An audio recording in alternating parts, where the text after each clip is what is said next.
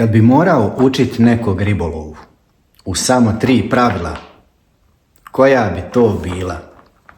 Jedno savršeno, super, opasno pitanje od gospodina Cijamsa. I postavio još jedno jako dobro pitanje, zapisao sam ga da ne bi zaboravio. Koliko vremena daješ jednoj poziciji i koji su znakovi da trebaš promijeniti mjesto, a ne samo eksperimentisati sa mamcem i sistemom? Evo, njegovo pitanje će biti okačeno tu. Hvala Cijams na super pitanjima, kao i do sad, najjači si. Evo ovako, reći ti neka 3 pravila za feeder i 3 pravila za varaličarenje. Neću reći za plokarenje, zato što sam plovak okačio klin. Koja bi to mogla biti 3 pravila? Prvo pravilo može biti, na primjer, upornost. Drugo pravilo, preciznost. I još jedno 3. pravilo koje bi ti rekao, a to je nemoj da štediš prihranu. Objasnit ću detaljno za sva pravila šta znači i šta predstavljaju. Što se tiče varaličarenja, istrajnost, onda čitanje vode i još jedno najbitnije pravilo, a to je slušaj srce. Uvijek slušaj srce. Sad, da ti odgovorim na pitanje. Što se tiče prvog pravila za feeder, upornost. Znači, budi prijatelju ekstremno uporan. Nema odustajanja. Ako si taj dan došao na vodu, rokaj, kokaj, zabacuj, eksperimentiš, pogin ako treba, ali tu budi da je rasturiš. Ili odeš kući pod vjerna repa, ali znaš da si probao sve. Drugo pravilo je bilo preciznost. Preciznost se odnosi na zabacivanje. Jako bitno u feeder ribolovu je da naučiš pravilno zabacivati, da možeš zabacivati i daleko i blizu i da ne lomiš kiču. Fino, sjediš ko gospodin, uzmiješ i frkneš ga tamo ode u PM. Najbitnija stvar u feeder ribolovu je preciznost. A preciznost dobijaš pomoću klipa. Nauči kako se klipuje i nauči kako se pravilno zabacuje štap. I da pogađaš u isto mjesto, znači u cent, što bi se reklo. 3. pravilo je bilo ne štedi prihranu. Znači, stari, pusti pravila, zima, ljeto, jesen, lako, onako. Nema tog koji se rodio da je prehranio rijeku. Neko kaže, sad sam izbacao puno hrane i nisam dobio ništa, prehranio sam ribu. Ne, druže, već riba taj dan ne radi. Isto ko što ti nekad ne jedeš, tako i riba nekad ne jede. Znači, puni hranilcu i često zabacuj.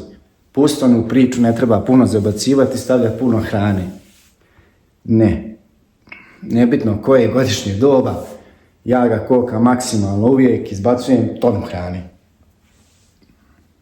Što se tiče varaličarenja, istrajnost. Moraš biti istrajan, isto tako uporan. Nema odustajanja. Izašao si, ideš, išibaš se, uznajiš se, pogineš na vodi, ali kokaš dalje. Jako bitan detalj kod varaličarenja je čitanje vode.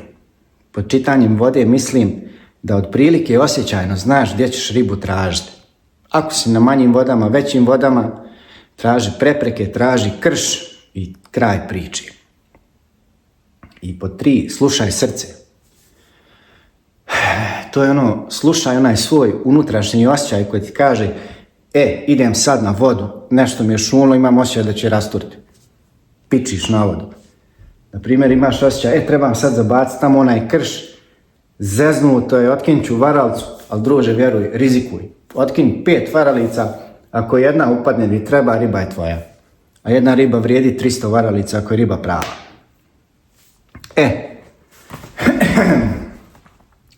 Prelazimo na pitanje broj 2.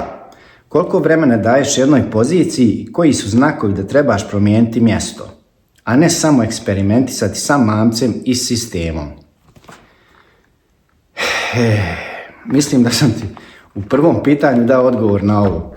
Moraš, prijatelju, biti uporan i ekstremno uporan. Ja jednom mjestu ne dajem 1 sat, 2 sata, 5 sati. Dajem mu 3 izlaska na vodu.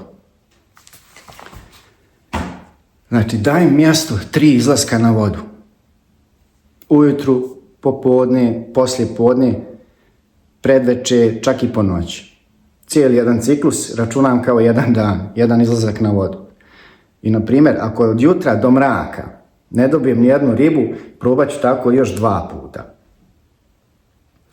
Rijetko kad mi se u životu desilo, posebno u feeder ribolovu, da sam sad došao na jedno mjesto i prešao sam na drugo. To sam uradio možda par puta, zato što nisam došao na mjesto na koje sam ja htio da dođem, već jednostavno zato što je izabrao to mjesto neko drugi, a zbog strukture terena, obale, granja iznad glave, ne možeš tu da zabacuješ i ako uhvatiš ribu ne možeš je izvući na obalu. Samo zbog tog sam mijenjao mjesto. Inače, kad biraš mjesto, ideš osjećajno i eksperimentišeš stari sve. Mala udica, 1 crv, 2 crva, 100 crva, kukuruz, pšenica, peleti, gliste, sirevi. Probavaš sve stari. Mijenjaš dužinu podveza, veličinu hranilice, mijenjaš 300 stvari, mijenjaš stvar koje ćeš trpati u hranilicu. Znači, sve što možeš promijeniti, pokušavaš, a najbolje ti se 2 štapa ako riba ne radi. Onda imaš veću mogućnost u kraćem vremenu da isprobaš više opcija. I mislim da bi to bilo to u suštini. Šta sam ti još htio reći? Ne, mislim da je to sve. Razumio sam ti savršeno. I kogod ima neko kako dobro pitanje, zamolio vas da napišeš dole u komentaru. Znači, odgovorit ću u videu 100% svakome. Ako su neka kraća pitanja, sačekat ću da se nakupi više i onda ću ih odgovoriti u jednom video snimku. Ako bude, kao što je Cijams postavio ovako 2 pitanja u jednom komentaru, video zaslužuje malo dužu minutažu. Tako da, ljudi, hvala vam na velikoj podršci. Evo, dobili smo sad 1000 subscribera, znači hvala vam puno od srca.